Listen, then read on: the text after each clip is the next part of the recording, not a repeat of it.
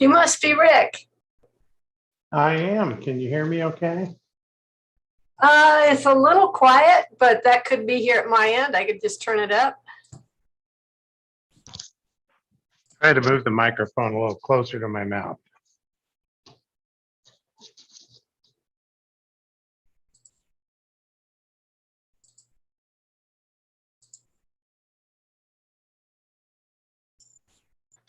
Hey, Shane.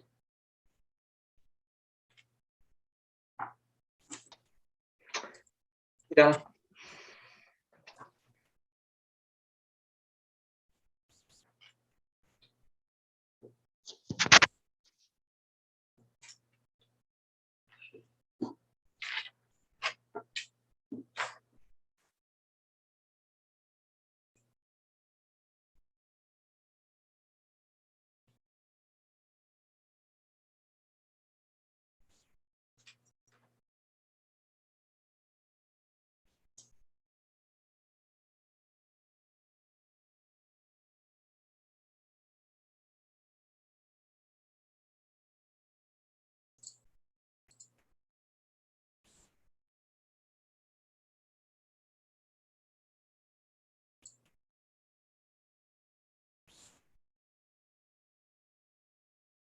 How are we looking technology-wise, Donna?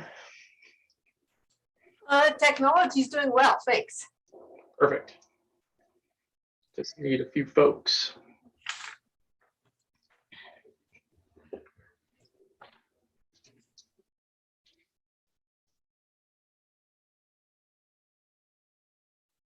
Still waiting for Toon and Ellie.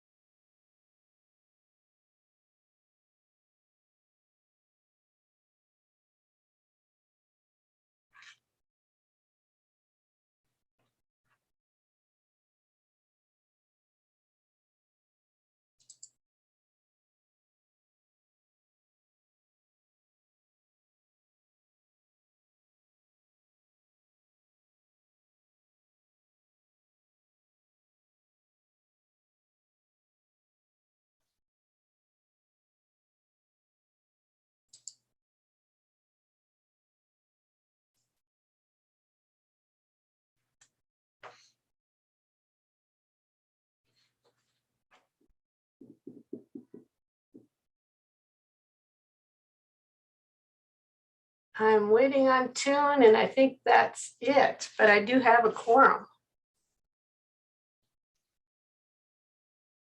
Just give it one more minute and then we'll Okay. get started, I suppose.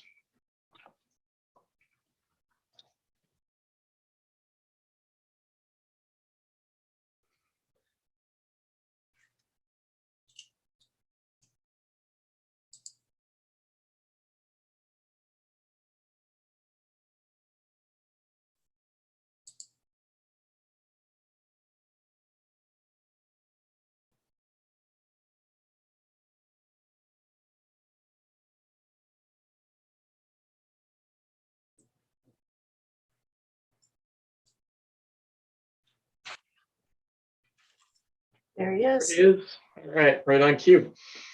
I guess with that, I will call the January 18th, 2022 Planning Board meeting to order. Donna, would you mind doing a roll call, please? Certainly. Micah Sewell let me know he's on a business trip. Sean McCoy unfortunately had a death in the family, so Shane Morrissey will be chairing this meeting. Josh Schrader. Here. Josh Schrader's present. Ellie Costello. Present. Ellie Costello is present. Toon Pham. Present. Toon Pham is present. Dory, how do you spell, how can I pronounce your last name? It's Dory Gillels, Galels. and I'm here. Present. Thank you. Dave Loomis. Here. Dave Loomis is present. Rick Hall. Present. Rick Hall is present. Sierra Farmer. Present. Sierra Farmer is present. Shane Morrissey. Present. Shane Morrissey is present. Mr. Chair, there are 7 regular members and 1 alternate. Would you like to appoint Ms. Farmer as a regular voting member tonight? Yes, please. Thank you. Okay, thanks, Donna. We will move on to approval of the minutes from the January 4th meeting 2 weeks ago. They were attached to the agenda. Hope that folks got a chance to review the minutes, and if and when somebody's ready, I would entertain a motion. I would move to adopt. Dave moves. Do we have a second? Accept, sorry, accept. I second it. Let's go with Tung. We could probably just do a voice vote. All in favor of approving the minutes, please say aye. Aye. Aye. Hi. Any And I opposed? think I wasn't present, so I have to pass.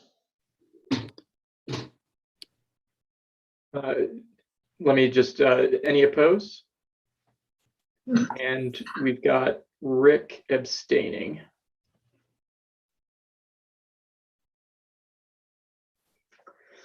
All right, we will move on to the public comment period of the agenda. Donna, if you wouldn't mind putting the call-in instructions on the screen. I'm trying to find the share my screen button. Should be down at the bottom when you scroll to the bottom of the Zoom screen, hopefully. Huh.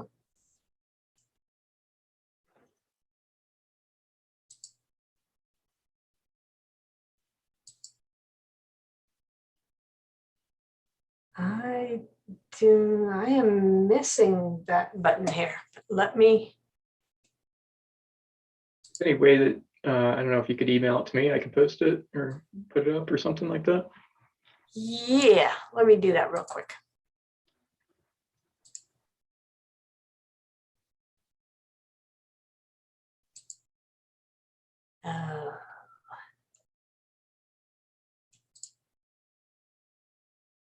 How about if I just read them off from here, because I'm on a webmail in city council chambers. Right. Yeah. Okay, if you want to call in numbers are 1-253-215-8782 or 1-213-338-8477, or landlines can call toll free 1-888-475-4499 or 1-877-853-5257. What did we get?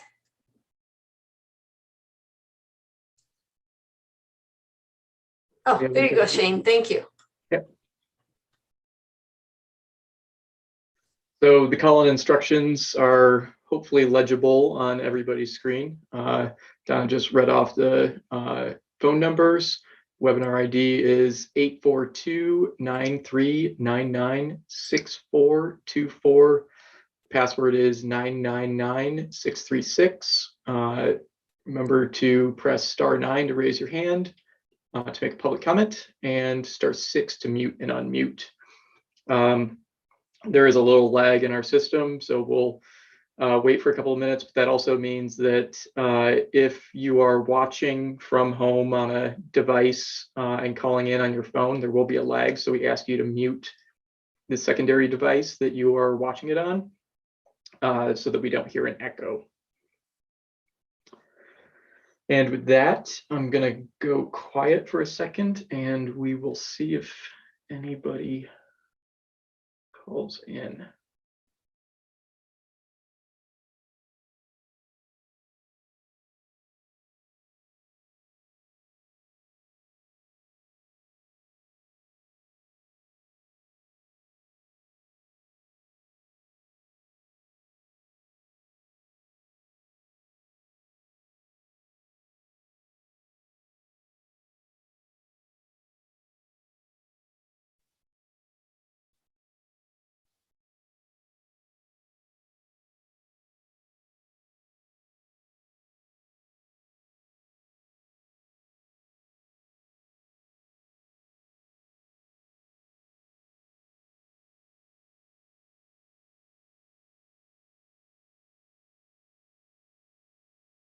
Seeing anybody raising their hand. There are a couple of attendees, it looks like. So if anybody is in the attendees list right now and would like to make a comment, please raise your hand using either the *9 function or the raise your hand function in Zoom down at the bottom of the screen.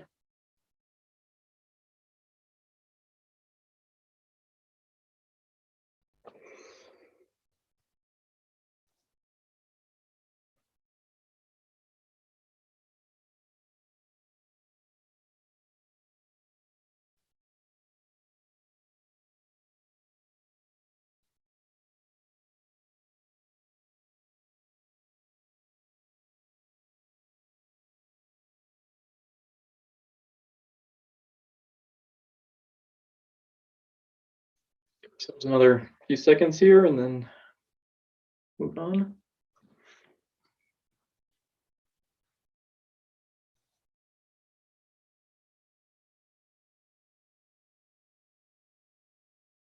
Donna, I'm not seeing any movement, are you? Nope, I don't have anything. Let's go ahead and move on to staff announcements. Okay, that'll close the public comment period and we will move on to staff announcements. I guess I'm not sure if I'm supposed to do this or if somebody else is. I can jump in if we need to, but Jump on in. All right. We're welcoming a couple of new planning board members tonight, which is great. Dory Gilels, hopefully I just got that right since you just pronounced it for Donna. Dory, would you mind introducing yourself and saying a few words about your background and your interest in the planning board? Yeah, happy to. Thanks. Yeah, I'm really excited to be here. I did listen in on the meeting a couple weeks ago just to start getting my feet wet. But yeah, so my name's Dory. The short story is I've lived here in Missoula about 28 years. Recently, I unsuccessfully ran for city council in Ward 3 where I live. I love Missoula. I have worked for a number of nonprofit organizations over the years. I've worked on political campaigns. I've been a small business owner and raised a couple of kids here. I'm a big outdoor enthusiast, love this community. I'm excited to serve on this board. It's a great way for me to use a lot of the things I learned as a candidate for office. And I also expect to learn a lot more from all of you and the things that we will deal with on this board. So I'm excited to be here and humbled and look forward to getting to know all of you as well. Thanks. Dory, just a quick note that Dory's the mayoral candidate, so part of the city part. And we're also welcoming Rick Hall, who is the county commissioner's appointee. Rick, would you mind saying a few words about yourself? Sure. I'm calling in from Mexico, by the way. I'm on vacation for about 6 weeks. I live in Bonner Milltown. I'm on the Bonner Milltown Community Council. I moved here 2 years ago this August. So I'm a newcomer, and I appreciate that the county was willing to give me an opportunity of being a newcomer. My background is that I was the president of my community planning organization in Clackamas County, Oregon, about 25 years ago. When I moved from Oregon to Idaho and was a commissioner on the Planning and Zoning Commission there for 7 years and the chairman for 2 years. So I guess if I'm anything, I'm kind of a planning and zoning nerd. So I'm happy to be here. Planning is kind of my passion. I'd like to have a hand in improving life and making Missoula a better place to live, work, and play. So thank you all. Appreciate that, Rick. Yeah, well, welcome to both of you, and thanks for your time on the, your time and your energy willing to serve on the board. Guess the next note here is that the February 1st planning board meeting will be a new member training session. And so if any of the new board members are able and willing to attend that meeting, it's a great session. I think I attended it a couple of times a few years ago. So, and then the next regular planning board meeting will be February 15th.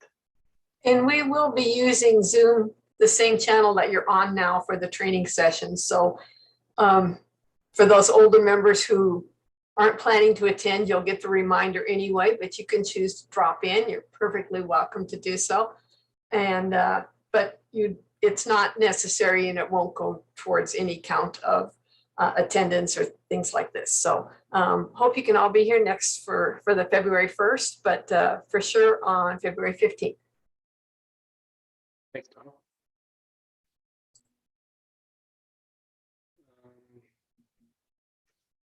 Public hearings, it doesn't look like we have any public hearings today, and we'll move on to communications and special presentations. So we have a Missoula County Zoning Code update. Andrew Hagemeyer and Lindsay Romanello from the Missoula County Community and Planning Services will be providing the update. So welcome, Andrew. Hey, thanks, Shane. Hi, everyone. Hope everyone's doing well. My name's Andrew Hagemeyer. I'm a senior planner with Missoula County Community and Planning Services. For those of you that don't, there's a couple new members of the board. I'm the manager of the long range planning and implementation section of CAPS, of the planning wing of CAPS. And I'm also serving as the project manager on the project to update the Missoula County Zoning Code. And with me is Lindsay Romanello. Lindsay, you want to say hi to the nice people on your computer screen? Hi, everybody. My name is Lindsay Romanello. I'm a planner too, long-range planning, also working on this project with Andrew. We also have Jenny Dixon, who is conveniently in Costa Rica tonight. Lucky her, she did plan it a long time ago. So, and then Andrew Stickney is our GIS specialist, and Jenny has a huge role in this project and has been on it since the beginning. And Andrew helps out with about half of his time on zoning related work. So we are going to have a presentation tonight. We are here to talk about the upcoming public hearing, which you may have not noticed, that is on your agenda for March 1st. So I'm going to share my screen, get this presentation rolling. Lindsay, I'm assuming you're seeing my screen now. Yep, I gotcha. Slides are It is changing. slides. right. Yep. Yeah. All right, so we are back. For those of you that are a little new to the board, we held 6 meetings, informational presentations with the planning board over the course of the summer as a part of a public outreach on the project to update the Missoula County Zoning Code. And we covered a bunch of different topics that the planning board had kind of identified that of heightened interest to the board. And then we went silent. We went dark for a long time. And that was because we collected all this public input and we had a lot of changes to do. And we've made those changes, and we're back to talk about some of these changes. So to give you an idea of what's happening here, tonight we're doing an informational presentation with the board. So think of it this way: we are preparing for the public hearing on March 1st, and we're taking two meetings to kind of walk through what's in the code, kind of update everybody, get everybody back up to speed on what's in the code, kind of give you a recap of what's been happening over the course of the last 6-9 months, and hopefully get you prepared for that public hearing on March 1st. So when you think about the next 2 meetings, remember that we are building up to the public hearing. So we're here to have conversations and for you to ask questions, and we aren't making any decisions on tonight or the February 15th. We're going to save any decisions until after the public meeting. The public hearing has been held.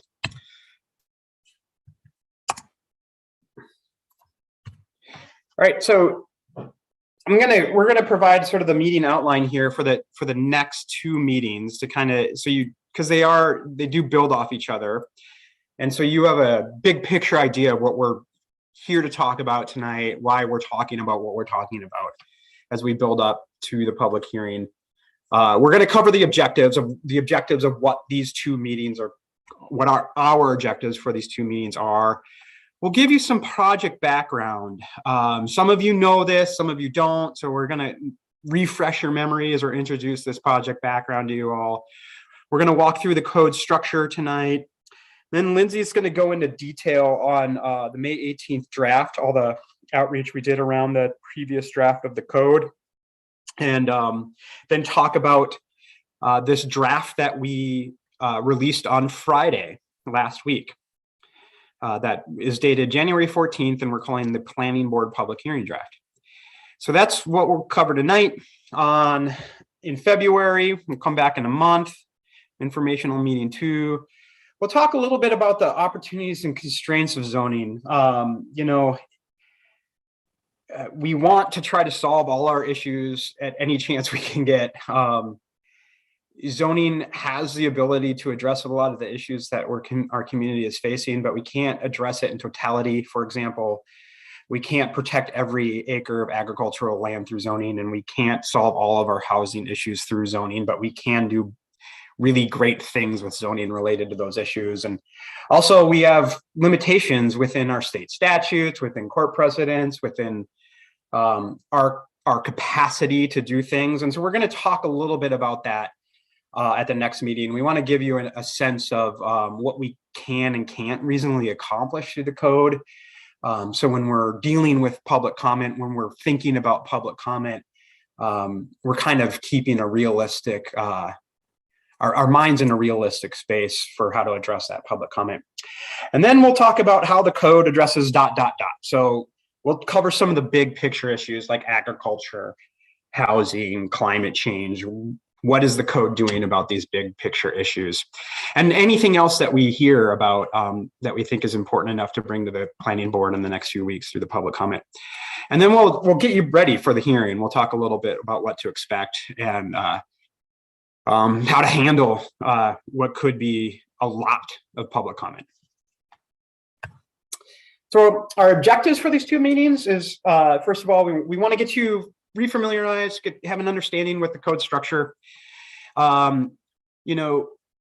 Lindsay and I and Jenny, we wrote this thing. We've been working on it for 2 years. Well, Jenny even longer, Lindsay and I for a good solid year. And we still don't know every detail in the code. We still can't find, I can't tell you what the setbacks are in residential off the top of my head. But I know where to find them. And I know how to find things within the code. I know how to use the code. We don't expect you to become experts in the code. We don't expect you to know every detail in the code. But I think if you have a good frame of reference of what the code structure is and what's in the different chapters, then you're going to be well prepared for the planning board hearing. We want you to have a good understanding of the code foundation and how we developed the code. So, we'll go into more detail in this, but on a really high level, zoning is an implementation of your community's values, and your community's values are articulated in your planning documents. And in the state of Montana, we call it the growth policy. So the foundation of our code is what we call the Missoula area land use element. So we want to give you a little bit of a foundation of where that came from. We want you to understand some of the big picture concepts in this code, because I do think we're going to hear a lot about certain issues like agriculture and housing, climate change. And we want you to have an understanding of how the code addresses some of those things, because it's not always clear. It's not always there's a chapter on climate change. Some of these strategies we use are kind of buried within the code. Again, we want to understand we want you to understand some of the capability and limitations of zoning and what we can and can't do in Missoula County, what our capacity is to handle things, because you are going to get questions and comments from the public. Some of them might seem like great ideas, but it might be illegal. And so we want you to have some sense that there are those limitations. And then we do want to talk a little bit about the planning board's role in this, and for you to understand the planning board's role in this process. And we will get into that at the next meeting. Right. So moving on, why are we doing this? Why are we updating the entire Missoula County zoning code? Well, our zoning code was written originally in 1976. A zoning code, as I mentioned a minute ago, is an implementation of your plan. Your plan is a representation of your community's values. So our zoning code's foundation right now is from a plan from the 1970s that was written in 1974. It's a really good plan. However, it's over 40 years old. Also, the vision and values in that plan, in which our zoning code is based upon, is representative of a few generations ago. Folks my age would have been toddlers when the code was first adopted, and haven't really had an opportunity to chime in on what our vision and values are until now. So zoning is meant to change over time. It is not meant to be static. It is not meant to be permanent and in place forever. It is meant to evolve, just as communities are meant to evolve and communities are meant to change. And our community has certainly changed since 1976. There's a lot more people in Missoula County, almost double. There are certainly issues that were similar. I'm quite certain in 1976, people really cared about wildlife and wildlife habitat and a clean environment in Missoula. However, they weren't facing the same housing issues that we are today on the same scale. So there are things that are happening now that we really weren't considering in the 70s. There's also, the planning profession has evolved over the past 40 years. There's new best practices, there's new techniques. One example that I like to give on why we need to update a code is because currently we don't have a definition for brewery in our zoning code, but we have a definition for a mausoleum. I don't know how many mausoleums there are in Missoula, but there are quite a few breweries. So those are the types of things we need to look at, how our community is changing. And so these are kind of some of the things we're trying to do, some of the things we're trying to address in the code update, and why we need to maintain the code or update the code. And updating the zoning code is a really long process. And I conveniently pointed out where we are in this process. We are nearing the end, but this is a process that really started about 5 years ago when we updated and adopted a new 2016 Missoula County growth policy. It directed the county to update our land use vision for the county. And we started out in updating that land use vision in the Missoula area, because the reality is that there's very different issues facing Missoula County when you're closer to Missoula than where you are, further away. And so we started with a visioning process and drafted what's called the Missoula area land use element, which is our land use policy document for the Missoula area in the county. And this process, this is the process in where we really got out a map and we said, this is where we want commercial to go. This is where we want residential to go. This is where we want ag. This is where we want industrial. And we did a ton of study and a ton of work and a ton of outreach to develop that map. And when we said, hey, this is where we want residential to go, we described at what intensities and what that residential development should look like. And that's really that work that was done and adopted in 2019 by the Missoula County Commissioners. That's the foundation for a huge part of the foundation for this code. And that land use map is telling us where these zoning districts that we're revising and adopting are to go. And that text that just said, you know, what sort of residential densities we wanted and what we wanted that to look like, what we want commercial and mixed use places to look like.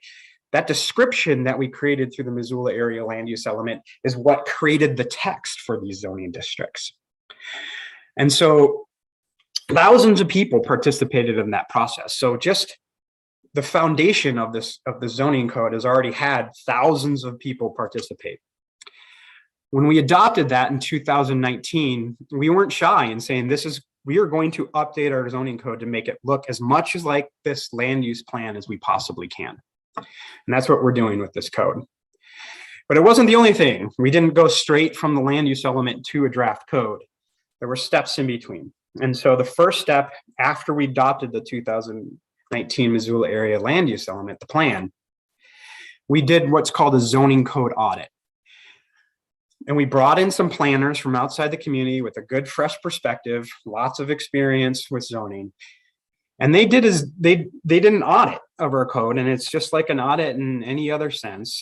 They look at what your policies are in place, what your current code says, we had stakeholder meetings with folks who use the zoning a lot, and we asked them what they liked and what they didn't like in the zoning code. And they produced this report. It said, here are the things that you need to work on. Here are the things that you need to change. Here are our recommendations.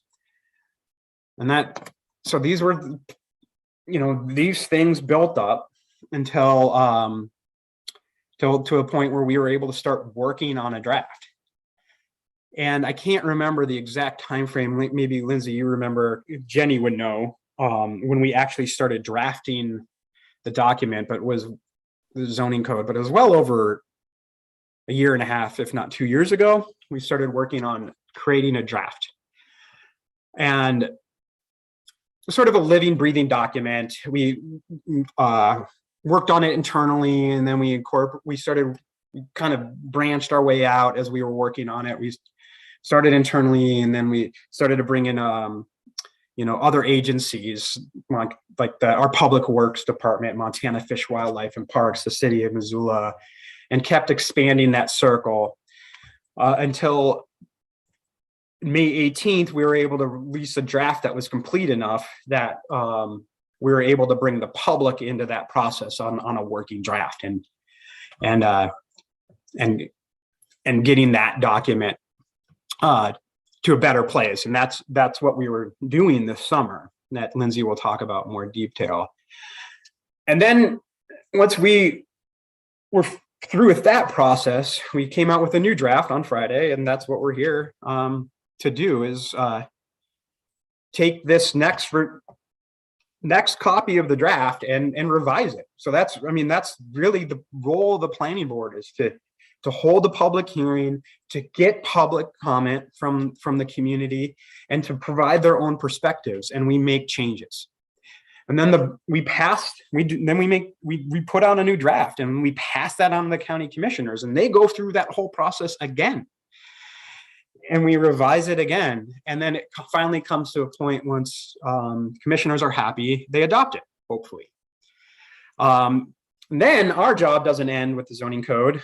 Then we start monitoring it, and we'll do maintenance updates. And so most likely about once a year, we're going to be coming back to this board and making changes, because this is supposed to be a living, breathing document. It's not supposed to sit static for 40 years. Not that our previous code did. But we definitely want to make changes about every year.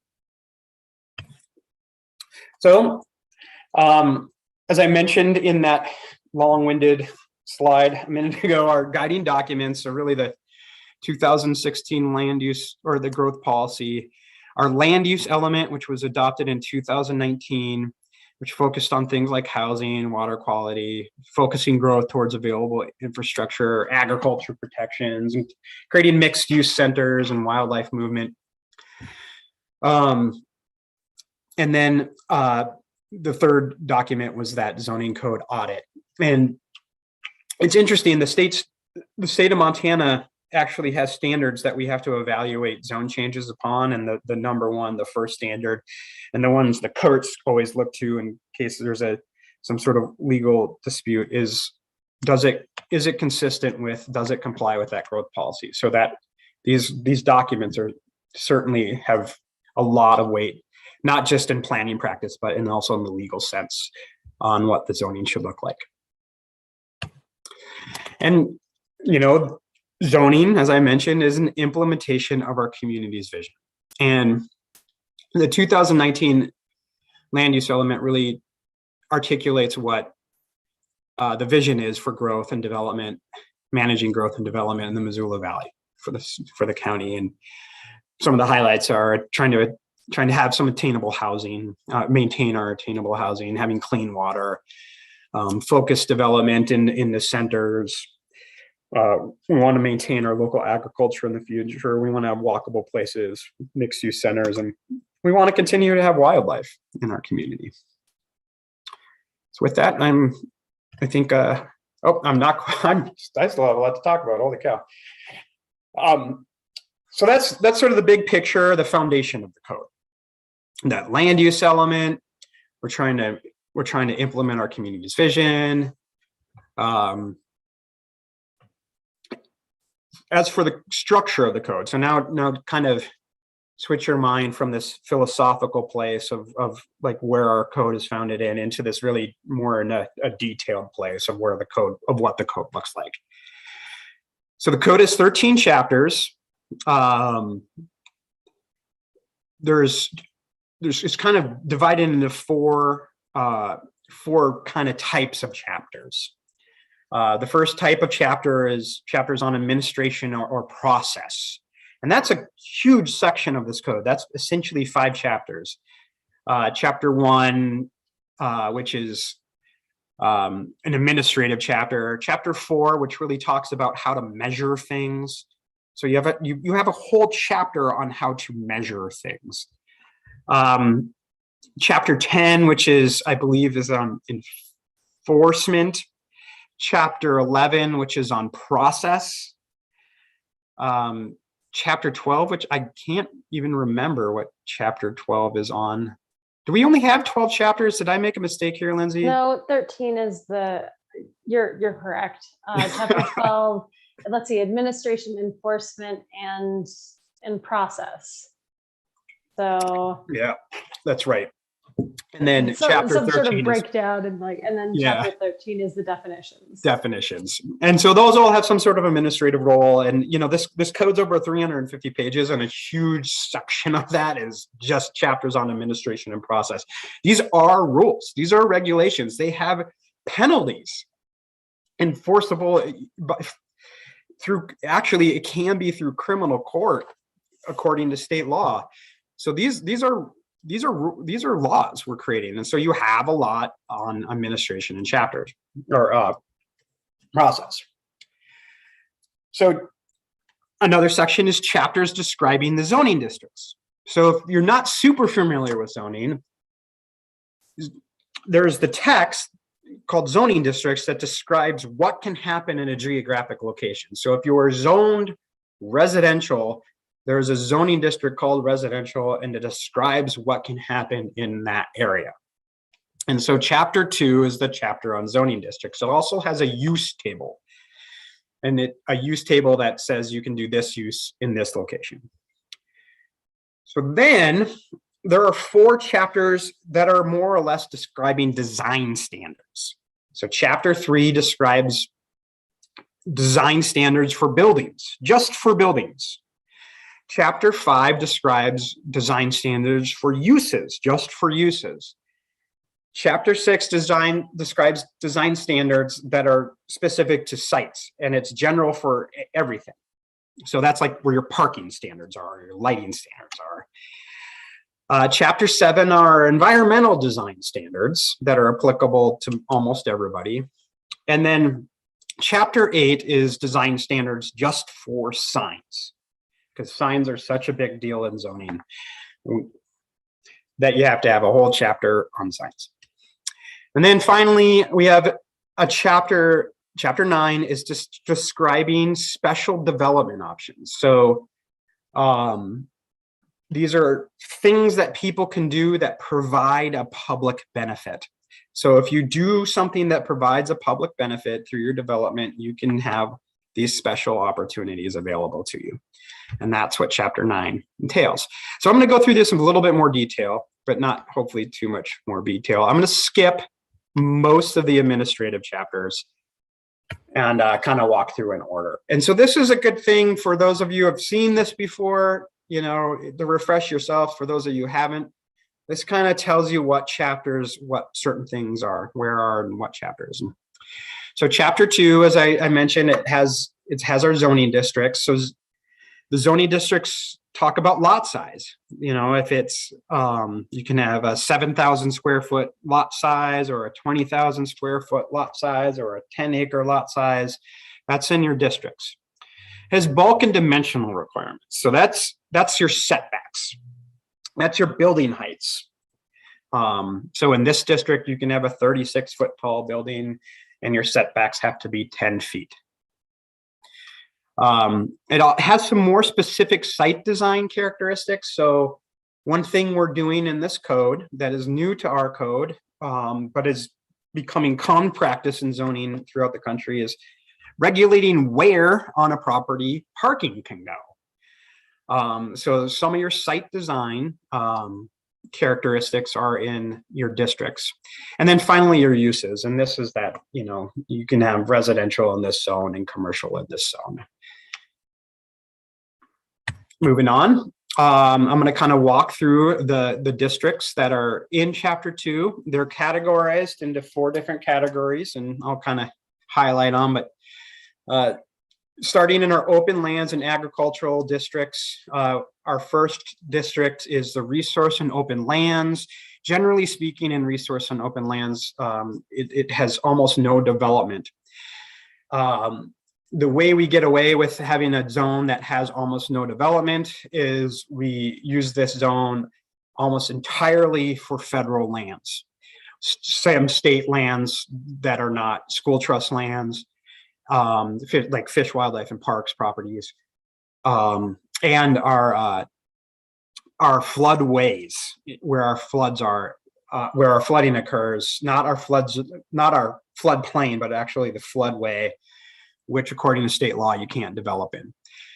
And so these districts are really set up for the management of public lands. And so we don't use it on any private lands unless it's that floodway. Our next district is our agricultural reserve, and our agricultural reserve is focused on agriculture. This is large lot agriculture. This is areas like Grass Valley, where we want to keep intact these large agricultural systems that are still in place. So these are large lot zones. The next district is agricultural working. These working lands, so the agricultural reserve district is where we have our good agricultural soils and our irrigation infrastructure. Our agricultural working lands is more like ranch land or timberland. So we don't have, it's not the good soil, and there isn't necessarily any irrigation present, but it's still trying to preserve our agricultural landscape. Next up is agricultural rural residential, and this represents that a lot of these places where we have had agriculture in one way or another have been chopped up over time into 5 and 10 acre parcels. There's a lot of places like that in the Missoula Valley, and the agricultural rural residential it acknowledges that. And then finally is the small agricultural and rural residential. And that's, now we're talking about 1 acre lot sizes, maybe a ½ acre lot size. But agriculture is still an important part of that landscape. And so when you think of that district, think of areas like Orchard Homes or Target Range. So then we start moving up in intensity.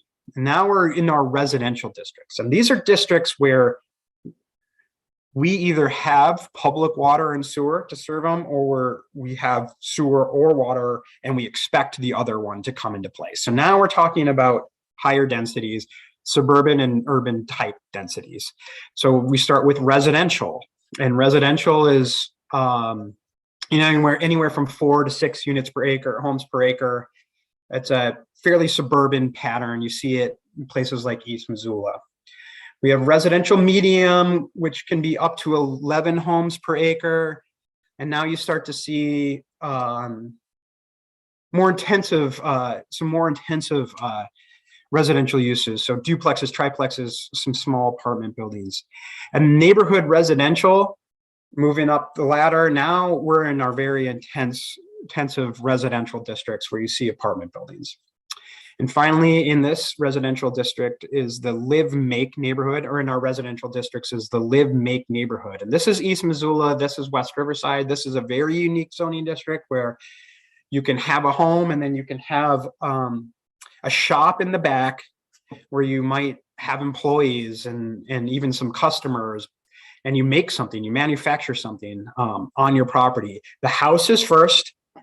It's the principal use, but in this area, we encourage businesses to be businesses where you make something on the property. So next are our mixed use districts. This includes neighborhood center, commercial center, and civic employment. Neighborhood center and commercial center are similar, except neighborhood center has parameters on scale. So we're trying to keep building scale to be smaller, while commercial center doesn't necessarily have scale on buildings. So you're in a neighborhood center, you're not going to get a box store, whereas in a commercial center, box stores would be allowed. And civic employment is a special zone, and it's mainly entailed. It would be used for public agencies, like the state of Montana has a facility out in the target range area where they have a number of different offices and things like that. So that would be civic employment. Could also be used for non-public purposes, but that provides some very special purpose to the community, like a hospital. However, we don't have any hospitals at the time in the county. They're all in the city. And finally, our industrial districts. And this is pretty straightforward. We have a light and a heavy industrial district. And the difference between the two is light usually deals more with manufacturing and distribution, where heavy has some of the more intensive industries that are still present in the Missoula Valley, like the landfill and the Exxon terminal, where all the gas tanks are, where a light industrial is more out by the airport in the old industrial park there. So chapter 3 is the design standards for building types, and what this is a really important thing in the new, and it's new to our code, but building elements. This includes some very basic design standards for building elements, but what including building types in the code does is it allows us to have more buildings types in different places. So it talks about what these buildings should look like, which allows us to incorporate a variety of, it's easier to get duplexes and small apartments and fourplexes and things like that in residential districts when you use building types. And so it's a new thing to our code to try to diversify our housing stock. Chapter 4 is sort of an administrative process, and it's, as I mentioned earlier, it's just how to apply and interpret measurements, an entire chapter dedicated to that. Chapter 5 is our use standards. So some uses in our code have extra standards. So we're moving away from having so many special exemptions or conditional uses in our code, and instead of having, we're able to take these things out of the special exception or conditional use category and just have blanket standards for them. And so it allows you to do things without having as much oversight, or without having to, deal with things on a case-by-case basis. These are standard to any one of these uses. And so specific examples are, we have specific standards related to ag-related businesses. So farms can have businesses on their farm that are related to their farm, which wouldn't be really possible under the current code. Marijuana, now that it's legal in the state, we have very specific use standards for marijuana. Multiple household dwellings. There's about a good 20, 25 uses that have these specific standards for them. This is when you would find them. Chapter 6 is site design standards, things like parking, landscaping, energy efficiency, noise, lighting. These are really standard in zoning codes and are mostly present in our current code today, although they're being updated significantly. Chapter 7 is environmental design standards. So this is our riparian resource protection standards. This, some people would call this streamside setbacks. We're not calling it streamside setbacks. We're calling it riparian resource protection. But they are applicable anywhere. And it just says how you manage the built environment around this resource. We also have hillside standards, which have been in place for many years, and floodplain standards. Oh, and there's also grading and drainage in this list too. I should have forgot. Chapter 8 is on signs, site design standards for signs. This is really boring. We have to have it though. Chapter 9 is our development options and incentives. So this is a really neat chapter. What it does is it says, hey, if you're providing some sort of public benefit, and we state what the public benefit is, then we'll allow you to have some flexibility in your zoning. So currently in our code, there are a lot of provisions to allow flexibility in the zoning, but there's no tie to public benefit.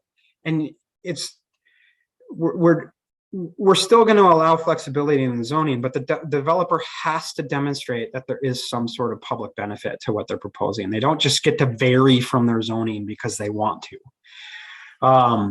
So these are things like conservation design. So this is the clustering in ag land. So where we have our important ag land, and we can't use zoning to just, we can't zone out development in ag land. A lot of people wish we could.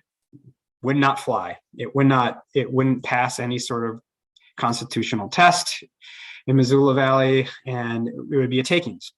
So we have to allow some development. So we have, the solution is to cluster. And if you cluster, then you get bonuses. So you can put more homes in but you have to do it than you would otherwise, but you'd have to do it in a smaller area. That's what conservation design does. Things like cottage courts, which is just a really interesting way to accommodate like a land trust that works on affordable housing.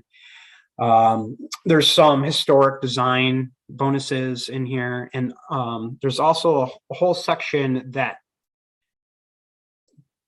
lists out, it's a whole section on incentives and bonuses. So if you come in and you're going to provide permanently affordable housing, that you could get some sort of bonus on your development. It could be bonuses from setbacks. It could be height. You could build taller. You could build more units. The public benefit being we get deed restricted affordable housing at a certain AMI that's set in our housing plan that's being adopted right now. And for doing that, for the developer for doing that, we provide some flexibility in the code. And so we of course, I suggest that you take a look at that section, all these sections really. So that's it. That's the outline of the code in a really long-winded way. A lot of information. We can feel free, once we get through Lindsay's section here, and we can talk about whatever you want to talk about. And if you want to know details on anything, I'm happy to share. So go ahead, Lindsay. Great, thanks, Andrew. Yeah, so now I'm gonna backtrack a little and get a little bit into the background of what we've been up to this year and how we got to this draft that Drew has been presenting to you guys, and some of the changes that we've made from the last draft. So first off, like Andrew said, May 18th, we released this public working draft.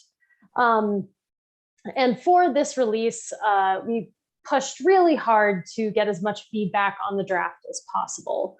We worked hard to create a platform that allowed people to view the draft, and we created a bunch of events so that people would have an opportunity to discuss the draft with us. Step one, we had to get the word out and collect as much feedback as possible, and we used multiple methods to do that. To get the word out, we sent out a mailing, a postcard to everyone within the zoning area. All of those addresses, I think it was around 10 or 11,000 individuals got the notice. We also did a press release and had articles in the paper. We did a ton of social media posts. And then we created this website, which was the platform where we could collect a bunch of comments and people could view the both the draft map and the code documents. And then we also created an email list. So we did a whole bunch of updates to keep people involved and up to date on what we were up to. The events that we created, we came to you guys a lot of times, and those were public. We did a bunch of workshops with y'all to get the word out. And then we had 4 in-person events around the county, and then we did 4 online workshops. We also set up a table at farmers markets and local events. And, just to get the word out, get people to, view the code and give us some comments and some feedback. And then we had dozens of stakeholder meetings. We met with a whole bunch of interest groups. We met with the relevant community councils. We met with Conservation District, Clark Brook Coalition, Montana Association of Realtors. We met with everyone we could possibly think of, and got there and elicited some feedback from those guys. And so after all of this effort over this time, we actually got some really great results. We had a bunch of traffic on the website. Kind of over 12,000 people visited the website. We got a ton of views there. And then we had just hundreds of conversations with members of the public. And then we received hundreds of comments that we then addressed in this draft. Next slide, please. Maybe. Cool. So some of what we heard over the last 6 months, and like I said, we had a whole bunch of comments. Some of these were very little changes, down to there's a typo here, to kind of smaller suggestions like, oh, this should be a 5-foot setback instead of an 8, or something, some small things like that. So we got tons of those. But here's just some themes and kind of highlights of the comments that we received. Zone change requests. A lot of the conversations that we had with individuals was about individual property and how the zoning would affect individual properties or an area or a neighborhood. And sometimes folks pointed out changes that we needed to make. Some of these suggestions were really good and were supported and compatible with the land use element in our previous planning efforts. So we made changes based on that. Another big concern that we got from a couple different areas was concerns about preserving neighborhood character. And where, people would point out where we might have gotten the zoning wrong and needed to adjust. And I'll give an example of that in a slide or two from now of how we made some of those changes. But that was another major concern that we saw.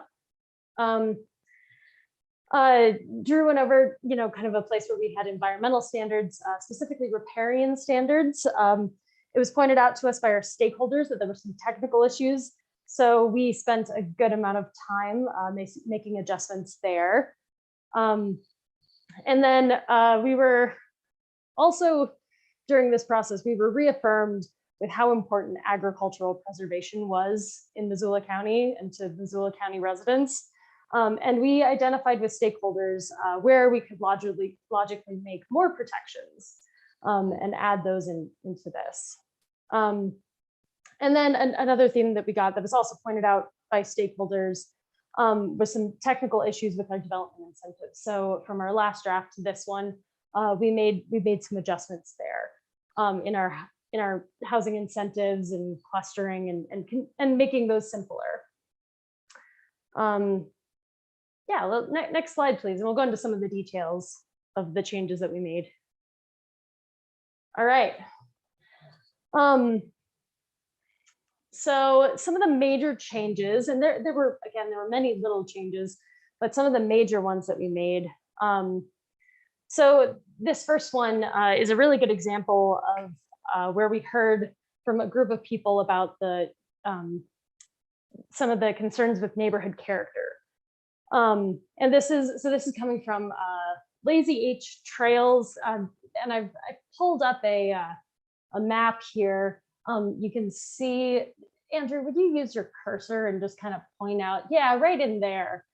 So in the last draft, we had initially proposed zoning this for a little bit higher residential development.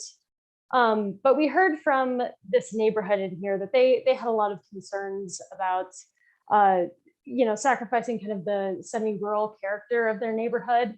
And kind of the area not being ready as far as infrastructure for some more high intensity development. And because we heard such a pretty large outcry from those folks, we decided to scale it back and go back to what the zoning currently is now, which is 1 unit per acre of density. And so we sort of scaled back, and then we clustered that residential up towards Mullen Road area. And so kind of pushing some of the higher density development up there and leaving that neighborhood a little bit more rural. So another example of changes that we made specifically for neighborhood character issues and concerns was we created this overlay district, which was kind of a new fun thing that we did in the target range. And we created this different district for the target range neighborhood. And this change actually has a good amount of history and foundation. And creating the overlay district is supported by the target range neighborhood plan, which they passed, I'd say 10 years ago or something like that. And in that plan, they have specific zoning recommendations. So in our last draft, we did not include those recommendations. And we heard from them and they said, no, we want these. We worked hard to create them. And so and their recommendations didn't quite match up. It was pretty similar, but didn't quite match up with the code that we're proposing. So we decided to create a special overlay district for those guys, just to acknowledge the hard work that they put in. Another change that we made a height regulation adjustment in one of our districts, the neighborhood center district. And this came from a concern from East Missoula residents. We worked really hard with East Missoula to create some of these, the neighborhood center district, because it'll be one that runs directly through the middle of their community. So we had a lot of feedback from them, and they were concerned at in our last draft, we had the height restrictions at 60 feet, but they were concerned that that was a little too high for their neighborhood. So we chopped that down to 40 feet height restriction. So to better match with the community character of the neighborhood. Next slide, please. All right, more revisions that we made. I'm going to get a little bit more detail into some of the environmental standards that we passed, or that we proposed. So firstly, the WUI standards, the Wildland Urban Interface standards. And in our last version of the code, we had proposed these. these standards were a way of addressing wildfires. And as we all know, wildfires are a major challenge here in Missoula and Montana. Not only does it impact air quality and loss of natural environment, but there's also a good amount of loss of property that comes as a result of wildfires. And some issues with wildfires can be addressed through zoning. But it all comes down to, sort of reducing the risk of home ignition. But this requires a lot of different tools to make that happen, from new construction, zoning is only one tool that we have to reduce our risk of wildfire and home ignition. So basically, kind of in trying to rework these standards, we ran into the fact that we need to really align these. We need to align them with our building code and our subdivision standards. There's kind of a lot of moving pieces that all really need to align and talk to each other. So we decided to pull our WUI standards out of this code that we're proposing. So that we can then go back after this process and address it more comprehensively. So that was a big change that we decided to make. But do you mind if I jump in here real quick and make one it. point? Yeah, I just wanted to point out that the WUI standards, pulling the WUI standards out of the code, was the one thing the county commissioners, they asked us to do this. It's really, WUI standards and addressing wildfire risk is really, really important to that county commissioners. And they want to have a programmatic approach to it. They don't want to do it piecemeal on the zoning, and then piecemeal in the subdivision regulations, then piecemeal in building code. And so this was at the request of the county commissioners. And it's to create a more consistent programmatic approach for the county. Thanks. Yeah, for sure. And so this is something that we'll come back to as soon as possible. This is something that we need to address now, and we need to address very, as quickly as possible, but we need to do it in this comprehensive way. Another revision, as I mentioned earlier, the Riparian resource protection standards. We heard from stakeholders that there were issues with that. So, we worked really hard with stakeholders to make adjustments to this section. And some of these included reducing some of the buffer sizes on a couple of the smaller creeks and rivers, and adjusting those to be more reasonable. We also decided to focus more on the built environment. Initially, we had thought, okay, maybe we'll be able to control some use standards as well, but we kind of found out very quickly that it wasn't terribly practical for us to do that. So we really focused on controlling built environment in these riparian zones. And then also, we heard from stakeholders, there was a lot of concern about the protection of wetlands.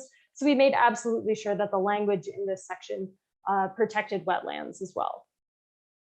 Another thing that we added lighting standards. Initially, these were, we had pretty basic lighting standards, but we thought that it would be better if it was a little bit more consistent with the city of Missoula, and they have a relatively well thought out lighting standards for their code. So we adjusted ours and we made it more consistent with theirs. Next slide, Drew. Great. So as I said, agriculture turns out is still very important to Missoula County residents. So we decided to look into these and see if there's anything else that we could possibly do to protect agriculture more. And we found that there were some things that we were missing, and to allow agriculture to be an easier means to make a living, and things that we could do to protect the ag land itself. So we expanded locations where we required clustering of residential development in areas where there are agriculture soils. And then we also found things like noise standards in agriculture districts. We proposed these noise standards, but we found that, they didn't necessarily apply to agriculture zones where agricultural equipment might have, high decibel readings, but they're, on large properties that aren't affecting or aren't impacting their neighbors. And maybe they only use these things once or twice a year. So we exempt these noise standards from the ag zones. And then another change that we made, we added energy conservation incentives. So as Drew described, when it comes to density and setbacks and height bonuses, to give people ways to, more flexibility within the code, they can gain those incentives by doing things like creating more energy efficient buildings or electrification, not using, as gas stoves or furnaces in their building, or adding a green roof to their design or a solar array. So these are just some options that people can use that we didn't have in there before, but we've heard from stakeholders will be a really great addition to this code. And finally, and this is something I think we addressed in our last meeting with you guys back this summer, we added a townhome exemption standards, and these are sort of a hot topic in Montana. Just a brief, kind of recap of what these are. Townhome exemption, it's a loophole in state law where if you're building a townhome development, which is very, very loosely defined, you can go around subdivision review. And here in Missoula, we allow this loophole. We think that it can be a pretty handy infill tool, especially in increasing housing stock. But sometimes it's abused. It's a loophole that someone could use and create a subdivision that has no services or roads or public benefit. So we created standards so people can use this loophole and kind of get around the long subdivision process. But we created some standards that are quicker than a subdivision review, but do require people to think about basic services and impacts. So these are the things that we've added to the code. These are some of the revisions we made. Drew, next slide. All right, so, and here we are at our new draft. That's all the stuff that we've been working on since we saw you guys this summer. Now we have this lovely new draft, and we want to shout it from the rooftops and show it off. So what our next steps are, we're coming to you guys on March 1st for the planning board hearing, where we will present this to you guys for consideration. We want to use every means that we at our disposal to get the word out and collect comment up until then, to let people know about this hearing so that they can participate. So here, we're gonna go back and pull out all the stops and do everything that we can to get the word out. So our game plan, we're gonna do a couple different press releases over the next couple of months, one this month and then one next month, and get the press involved. We are also going to send out another postcard mailing, and this is required by state law. We're gonna make sure that everyone within 300 feet, as well as all the property owners that will be affected, will get a postcard notifying them of the public hearing. We've also posted signs that you might run into some of these signs as you're driving around the county, with a big sign that says notice of public hearing that describes how people can get involved and the dates of the public hearing. We're also going to be doing a ton of social media posts.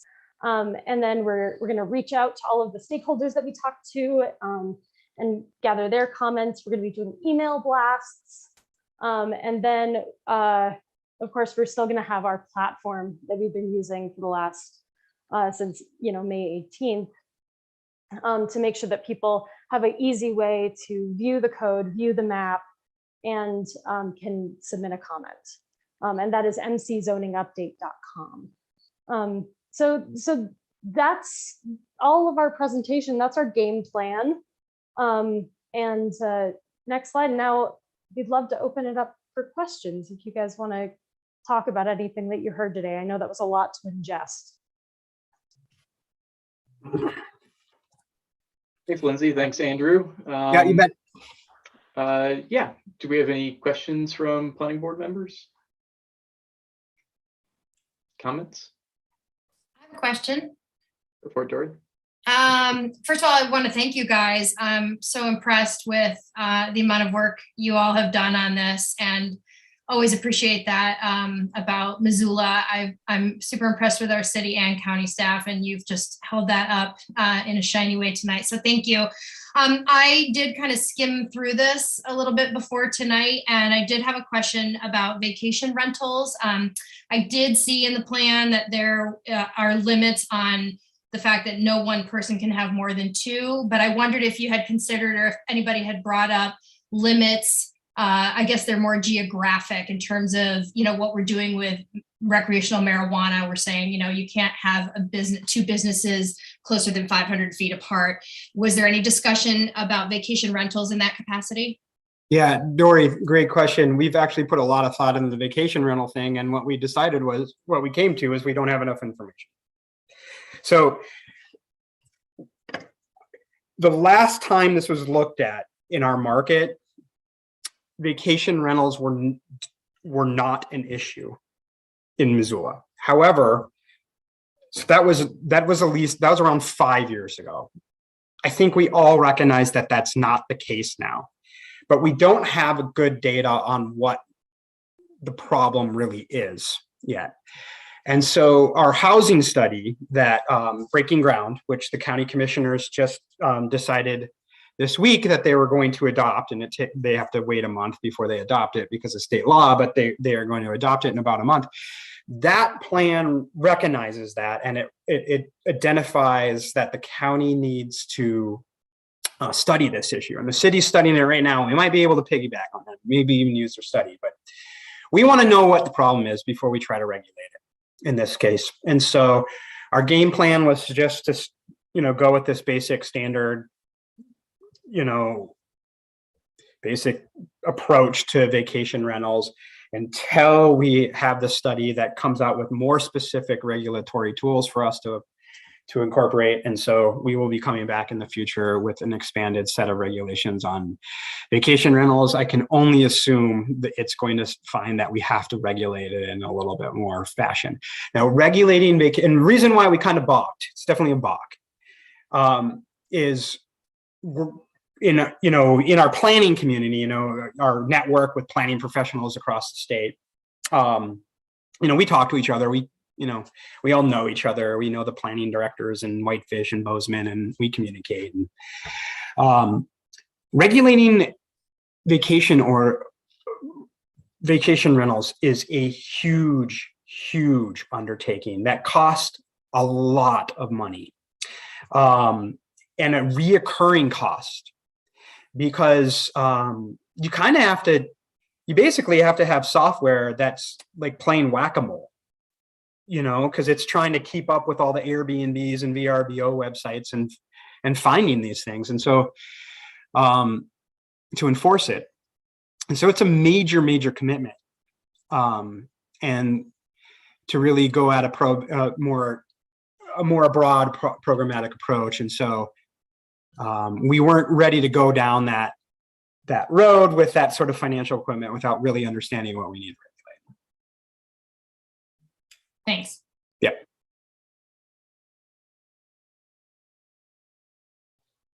Go to Josh. Yeah, thanks, Andrew, and Lindsay. That was great.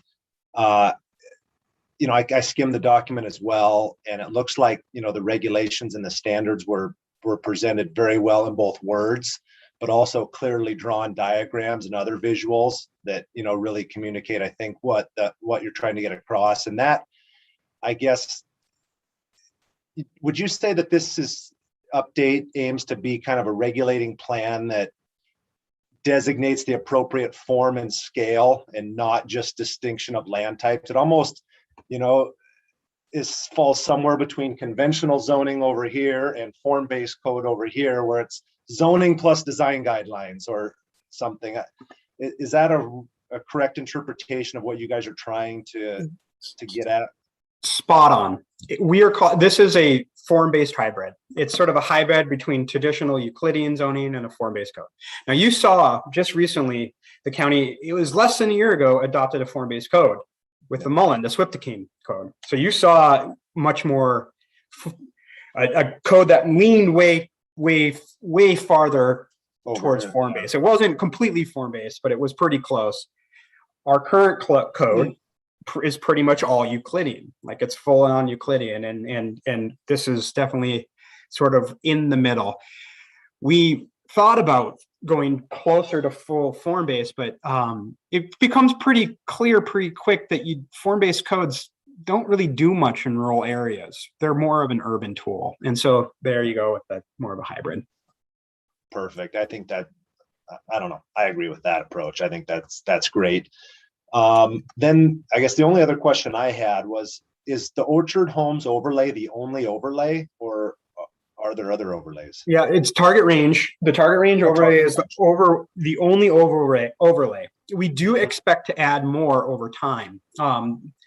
And one that we know will be coming probably in the next year, we'll be coming back to you with a new overlay, and that will be for the airport. But otherwise, we're going to approach these overlays with, we're going to be really conservative in adopting overlays. We're going to try to rarely do it. Now, when we looked at the target range situation, they had a neighborhood plan that had these, as Lindsay mentioned, had these clear things, these clear actionable items that they wanted addressed in zoning in their neighborhood. And they had been pushing the county commissioners to do it for years. Well, we had the opportunity to do that now, but we also didn't want to create a zoning district just for target range, because the more zoning districts we have, the more administrative weight it puts on us as planners, and the less time really we can focus on actually implementing the zoning code properly. And so we're trying to minimize the number of zoning districts we have. And so, so instead of creating a zoning district special for target range, we said you get your typical rural residential small ag zoning, and then you get this target range overlay that takes those specific things that you wanted, that pointed out in your plan, and puts it on top. And so it's an addition to the standards that are in place in the rural residential and small ag area. So they had a really solid justification. We had real solid justification with going to overlay there, I think. Great. Yeah. Any sense, and this is not really related to the plan, I guess, but any sense of how much pushback or opposition you think may be out there to some of these changes? Yeah, just generally speaking, the whole area. Yeah. It's zoning. There are always going to be some people that are fundamentally against it, or not fundamentally against it, but for some reason it's affecting them in some way. I can think of one stakeholder, an individual that we talked to who is currently on zone, had no problem with zoning, but when the zoning is adopted, it's going to prevent them from being able to build a second home, which they've always planned to do on their property. Now we're working with them to help them figure out how to get vested in a legal way, so they wouldn't, they can hopefully achieve their goal legally. But if that doesn't happen for them, I can see that that a person like that being very opposed to the zoning, not be philosophical reasons. but there will be philosophical approaches. So I expect opposition in isolated individual cases. We did not, through the last 6 months, see any red flags on our conversations with stakeholders or the public that there was something significantly flawed with the code that was going to create a lot of opposition. But you never know. You know, when we were adopting the Missoula area land use element in 2019, we thought it was going to be smooth sailing at the planning board hearing, and then one neighborhood just showed up. There were 100 people there because they didn't like the land use designation for the area. So and we had no indication until the hearing that was going to be the case. So you just never know. But we worked it out, and that's what this process is for, is to work those things out. Thank you. Done. Yeah, I echo Josh and Dory. Great work here. A lot of progress, I think, since the last time we saw that, which is great. And it sounds like you've incorporated some good feedback. I have a host of questions, but I will limit them for a bit. And then if other folks have comments, I can circle back. And I'll start with like super minute and then maybe back out to a little bit more. A little more philosophical. But one, I guess, for lack of writing, a suggestion would be, so I agree with Josh that the diagrams are great, but what threw me a little bit off was, obviously they're diagrams, but would it make sense to have more appropriate visuals given the land use type? And I don't know if that's you're nodding your head as if like that's no. It's been brought up before, Tung. The diagrams are expensive to create, and we've kind of blown our budget on them. And so there was a reason why you have one, and it's the same in every zoning district. And it was a cost saving measure. We had to pay somebody to create those diagrams, and that money is gone. Yeah, well, because your presentation had obviously different visuals, and that was far more effective. And then similarly in the definitions, I was struck a little bit. There's multiple definitions for essentially small homes, right? So cottage has a typical 900 square feet. Like does it make sense to maybe try to generalize it? You know, a cottage versus mobile home versus whatever. Because the ultimate idea in tiny home, right? So like they're all used pretty interchangeably, it seems to me. But if there are specific differences, can we simplify that basically? Yeah, that's a great question, and we definitely put a lot of thought into it. So with the accessory dwelling units, which is the one that has a 900 square foot limitation, that has that specific limitation because these are like the granny flats, the mother-in-law apartments. They are accessory to your main home, and so it's not something that's widely available today in Missoula County, but with the adoption of this code, you will be able to do accessory dwelling units in every zoning district where you can do residential uses without having to go through any special process, which is a huge win for housing diversity for Missoula County. And in order to have some sort of parameters on what accessory dwelling units are, we have those very specific, floor area ratio, 900 square foot limitations, because our experience as planners is if you don't put parameters on what an accessory dwelling unit is, someone will build a 3,000 square foot mansion and then build a 3,000 square foot mansion and say that's their accessory dwelling unit. And it's obviously not. It's not the purpose of this of accessory dwelling units. And if we allowed people to do that, parts of the county would get really upset, and we would probably lose accessory dwelling. So that's just an example, but there are nuances in state statutes. There's nuances in with tiny homes, like the way the state treats these things is there's a difference between something on a foundation than there is something on a chassis.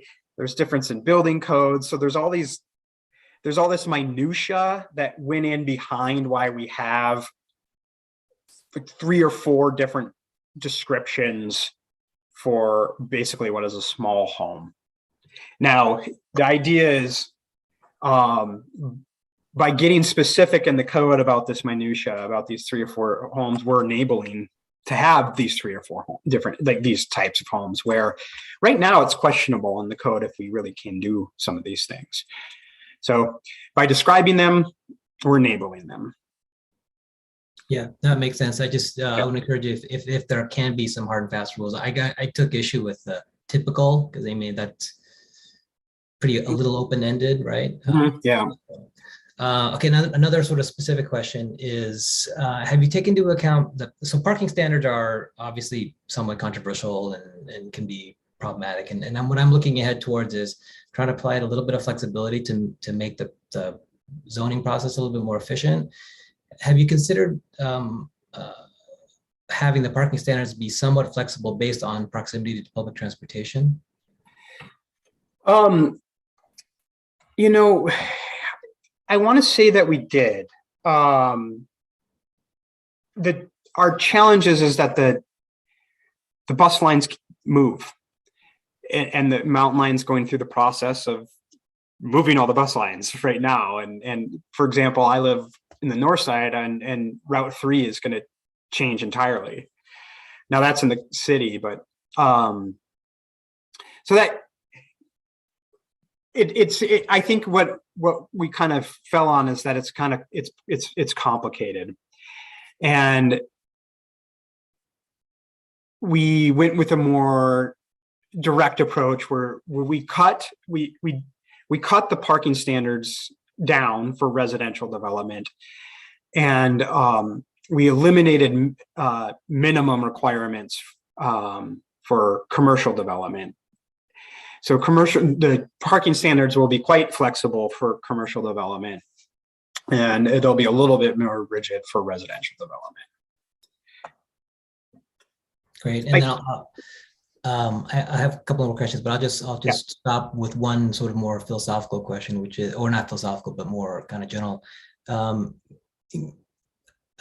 Obviously, this is going to be a long process, but do you have any insights as to typically how long a rezone will start to impact the community, right? Because this only will impact forward development. So, you know, from a planning board perspective, or from a community perspective, how long do you think it'll be before we start seeing sort of tangible results of this rezone? Yeah, great question. I think it's going to take time.